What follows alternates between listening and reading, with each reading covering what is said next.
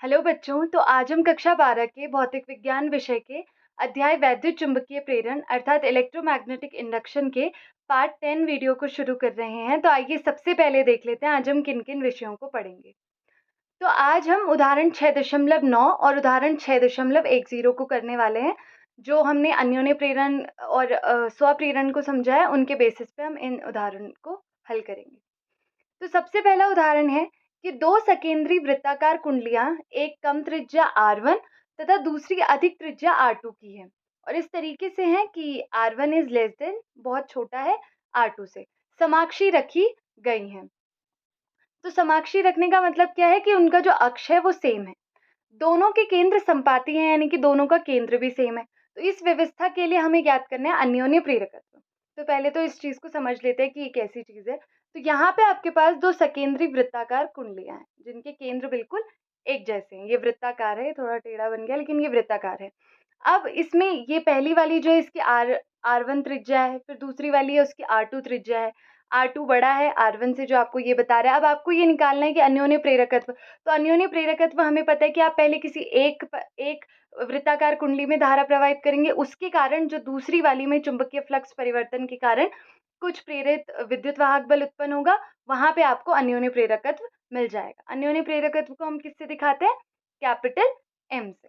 तो चलिए इसको सबसे पहले करते हैं कि हम किस तरीके से करेंगे। तो मान लेते हैं कि जो बाह्य वृत्ताकार कुंडली है, यानी कि जो बाहर वाली, ये चीज आपको समझ आ गई होगी। तो अब बाह्य वृत्ताकार कुंडली यानी जो बाहर वाली है, जिसकी त्रिज्या कितनी थी? R2 थी, उसमें मान लेते हैं I2 धारा बह रही है। तो हम एक एक करके करेंगे। पहले बाहर वाली कुंडली में धारा मान लेते हैं, फिर उसके कारण अंदर वाली में अन्योन्य प्रेरकत्व देख लेंगे। तो बाह्य वृत्ताकार कुंडली में I2 जब धारा प्रवाहित होती है, तो अंदर वाली कुंडली जिसकी त्रिज्या R1 है, क्योंकि अंदर वाली की त्रिज्या R1 है क्योंकि वो छोटा है, तो फिर उसमें कितना चुंबकीय फ्लक्स होगा? उसमें कितना चुंबकीय फ्लक्स होता है? N1/1। ये हम पहले कर चुके हैं अन्योन्य प्रेरकत्व वाली वीडियो में। तो N1/1, क्योंकि हम पहली वाली कुंडली का देख रहे हैं यानी अंदर वाली कुंडली का, तो उसमें 5 है। ये जो N1/1 है पूरा चुंबकीय फ्लक्स है, किसके समानुपाती होता है? इस I2 के, जिसके कारण वो उत्पन्न हो रहा है। तो I2 दूसरी वाली कुंडली का है।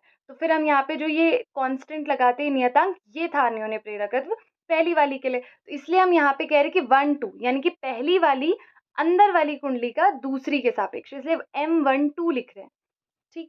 अब हम यहाँ पे देख लेते हैं कि हमारे पास 5 हमें देखना है, क्योंकि इसके लिए निकालने के लिए हमें 5 चाहिए। तो 5 कितना होता है? 5 होता है BA।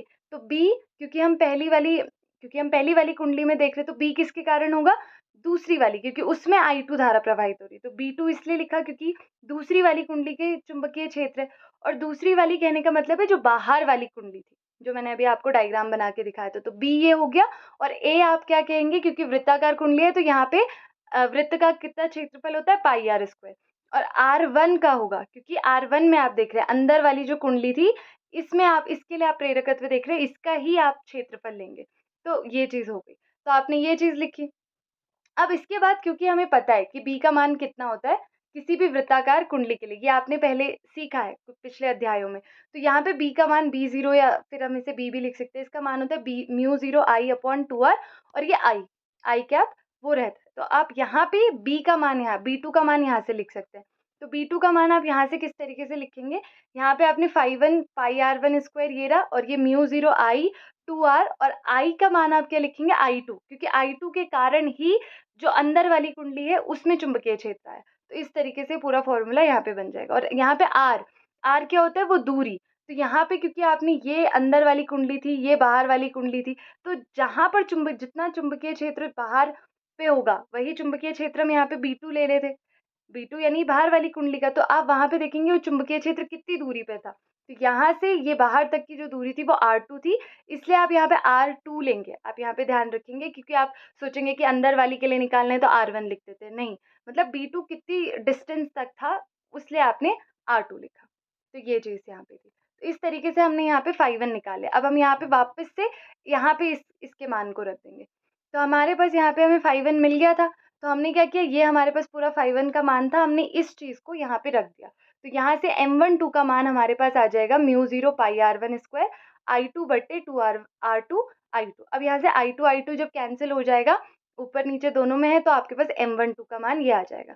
अब हमें एक चीज़ पता होती है, जब हमने परिनालिका के केस में अन्योन्य प्रेरकत्व देखा था, तो हमने माना था कि वहाँ पे क्योंकि परिनालिका की सेम अक्ष थी, सेम अक्ष के कारण दोनों परिनालिका हो, चाहे बाहर वाली हो चाहे अंदर वाली हो, हमने ये अन्योन्य प्रेरकत्व में सीखा था, तो दोनों में आपके पास जो अन्योन्य प्रेरकत्व होता है वो सेम आता है।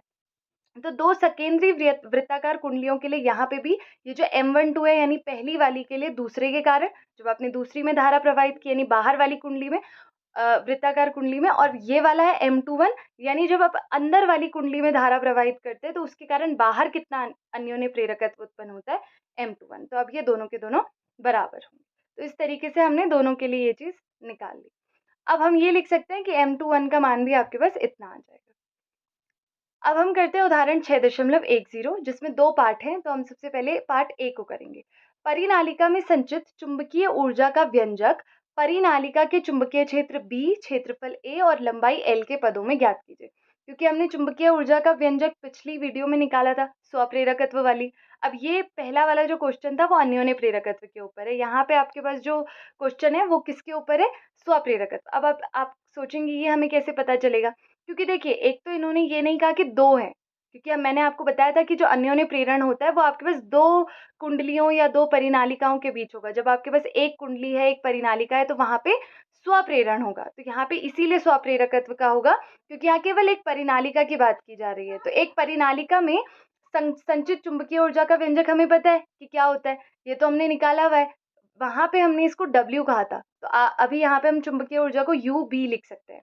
तो वो कितना आया था, हाफ LI²। L क्या था वहाँ पे, स्वप्रेरकत्व, यानी यहाँ पे परिनालिका का स्वप्रेरकत्व है कैपिटल L, और I थी कि आपने उसमें कितनी धारा प्रवाहित की थी। तो अब हम क्या करेंगे, इसमें हम B को लेकर आएंगे, A को लेकर आएंगे और L के पदों में इसको लिखेंगे। L क्या है, लंबाई, स्मॉल l। ठीक, तो हम सबसे पहले क्या करते हैं, हम सबसे पहले हमें पता है इस I को यहाँ से हटाएंगे, I की जगह हम कुछ लिखेंगे, L की जगह हम कुछ लिखेंगे। तो हमें पता है कि परिनालिका के कारण चुंबकीय क्षेत्र कितना होता है, म्यू 0 NI। और म्यू 0 कब है, जब परिनालिका में आपने निर्वात या वायु माध्यम है वहाँ पे। तो म्यू 0 NI को आप यहाँ से I की वैल्यू निकालेंगे, तो I की वैल्यू कितनी आ जाएगी, B/म्यू 0 N। तो वो चीज़ आप यहाँ पे लिख लेंगे। ठीक, आपने ये चीज़ लिखी B/म्यू 0 N और उसका होल स्क्वायर, क्योंकि यहाँ पे होल स्क्वायर था।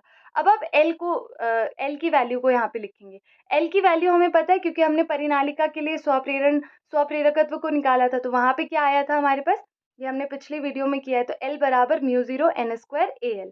तो यहाँ से हम L का मान यहाँ पे लिख देंगे। तो L का मान जब हम यहाँ पे लिखेंगे, ये वाली वैल्यू हमने यहाँ पे लिख दी। अब यहाँ पे जो जो चीज़ें कटेंगी हम उन चीज़ों को काट देंगे। तो यहाँ पे क्या क्या चीज़ें कटती है, देखिए ये म्यू 0 है और नीचे म्यू 0 का स्क्वायर है, तो एक म्यू 0 आपके पास नीचे बच जाएगा हर में। और यहाँ से N² है और नीचे भी N² है, क्योंकि पूरे का होल स्क्वायर लगा है यहाँ पे, तो वो पूरा N² तो कट जाएगा और बाकी सारी चीज़ें आपके पास उसी तरीके से आ जाएंगी। तो अब हमारे पास जो UB का व्यंजक आएगा वो आएगा 1/2 म्यू 0 B² AL। तो अब देखिए हमने UB यानी जो चुंबकीय ऊर्जा थी उसको किसके पदों में व्यक्त कर दिया, B के, A के और L के, स्मॉल l के। तो इस तरीके से आपको ये करना है। आगे देखते हैं पार्ट B को। यह चुंबकीय ऊर्जा जो हमने निकाली है तथा संधारित्र में संचित स्थिर वैद्युत ऊर्जा किस रूप में तुलनीय है, यानी कि आपको पता है, क्योंकि आपने पिछले अध्यायों में समझा है संधारित्र वाले अध्याय में कि वहाँ पे स्थिर वैद्युत ऊर्जा आती थी हमारे पास, और यहाँ पे हमारे पास चुंबकीय ऊर्जा आई है। तो ये किस रूप में आप इनकी तुलना कर सकते हैं, क्या कर सकते हैं। तो अगर हम देखें कि अगर इन दोनों में तुलना कर सकते हैं, तो आप ये देखिए प्रति इकाई आयतन में जब आप संचित चुंबकीय ऊर्जा निकालें, देखिए हमारे पास अभी क्या थी, चुंबकीय ऊर्जा। तो अगर हम इसका प्रति इकाई आयतन में देखें, क्योंकि अगर प्रति इकाई आयतन है यानी इस व्यंजक में से आपका आयतन चला जाएगा, यानी AL। तो अगर मैं AL को छुपा दूं, तो आपके पास जो ये पूरा व्यंजक आएगा AL को छुपाने के बाद, ये आपका ठीक वही है, मतलब ठीक आप तुलना कर सकते हैं उसके साथ, स्थिर वैद्युत ऊर्जा वाले के साथ जो संधारित्र के लिए आते हैं। एक बार देख लेते हैं कि किस तरीके से। तो अगर हम प्रति इकाई आयतन में निकालना चाहें, तो हमें UB जो कैपिटल UB है उसको डिवाइड करना पड़ेगा, भाग देना पड़ेगा आयतन से। तो हम मान लेते हैं कि प्रति इकाई आयतन में स्मॉल UB है और ये कैपिटल UB को हमने भाग दे दिया V से। और V कितना होगा, देखिए V को हम वैसे तो आयतन जितना होता है, लेकिन यहाँ पे हमारे पास परिनालिका है, तो परिनालिका में होगा जितना उसका क्षेत्रफल होगा A, और जितनी उसकी लंबाई होगी या दूरी, हम कहते हैं क्षेत्रफल गुणा दूरी भी आयतन है, तो लंबाई और गुणा क्षेत्रफल यानी AL। तो हम इस यहाँ पे UB के नीचे अगर हम AL लिख दें तो ये चीज़ कट जाएगी और हमारे पास जो व्यंजक आएगा यानी कि ये चीज़ कटेगी और हमारे पास ये आ जाएगा। अब हम देखते हैं कि संधारित्र में स्थिर वैद्युत ऊर्जा कितनी थी। तो समांतर प्लेट संधारित्र के एकांक आयतन में या इकाई आयतन में संचित ऊर्जा थी हमारे पास small ue is equals to half epsilon naught E square.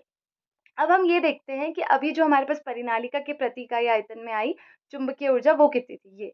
तो अगर आप इन दोनों की तुलना कीजिए तो यहाँ पे आप देखेंगे कि यहाँ पे ई स्क्वायर है, यहाँ पे बी स्क्वायर है, यानी क्षेत्र, क्योंकि वहाँ पे स्थिर वैद्युत क्षेत्र था यानी वैद्युत क्षेत्र, तो ई आएगा। यहाँ पे बी चुंबकीय क्षेत्र था।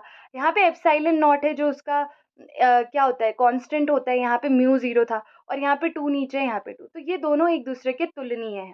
तो हम कह सकते हैं कि समांतर प्लेट संधारित्र की जो प्रति इकाई आयतन में संचित ऊर्जा है वो प्रति इकाई आयतन में आपके पास संचित चुंबकीय ऊर्जा की भी तुलनीय है जो परिनालिका में है, यानी कि इसके। तो अब हम यहाँ पे ये भी कह सकते हैं कि ये जो इकाई आयतन में संचित ऊर्जा थी ये किसके, क्षेत्र के समानुपाती है, यानी उसकी द्वितीय घात के, यानी ई के। क्योंकि यहाँ पे ये जो ये अगर ये तो पूरा एक कांस्टेंट है, यहाँ पे ये 2 म्यू 0 कांस्टेंट है, तो यानी कि ये जो चीज़ है ये बी स्क्वायर के समानुपाती थी, ये ई स्क्वायर के। तो हम ये कह सकते हैं दोनों दशाओं में ऊर्जा क्षेत्र की तीव्रता के समानुपाती है। इस तरीके से हमने ये देख लिया कि किस तरीके से ये दोनों की दोनों ऊर्जाएं एक दूसरे के तुलनीय थी। हम इनकी तुलना कर सकते हैं इन व्यंजकों से। तो अगली क्लास में हम प्रत्यावर्ती धारा जनित्र और उदाहरण 6.11 को समझेंगे। अभी के लिए थैंक यू।